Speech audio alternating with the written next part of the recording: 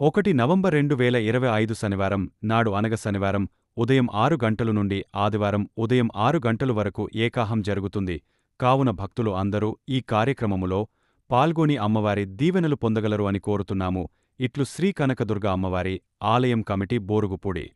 1 November 2025 శనివారం నాడు అనగా శనివారం ఉదయం 6 గంటలు నుండి ఆదివారం ఉదయం 6 గంటలు వరకు ఏకాహం జరుగుతుంది. కావున భక్తులు అందరూ ఈ కార్యక్రమములో పాల్గొని అమ్మవారి దీవెనలు పొందగలరు అని కోరుతున్నాము.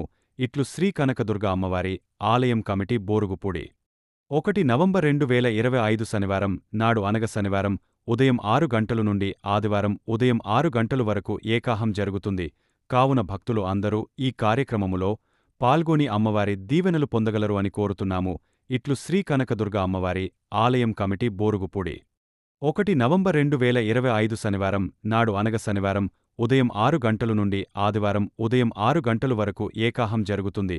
కావున భక్తులు అందరూ ఈ కార్యక్రమములో పాల్గొని అమ్మవారి దీవెనలు పొందగలరు అని కోరుతున్నాము. ఇట్లు శ్రీ కనకదుర్గ అమ్మవారి ఆలయం కమిటీ బోరుగుపూడి. 1 నవంబర్ 2025 శనివారం నాడు అనగా శనివారం ఉదయం 6 గంటలు నుండి ఆదివారం ఉదయం 6 గంటలు వరకు ఏకాహం జరుగుతుంది. కావున భక్తులు అందరూ ఈ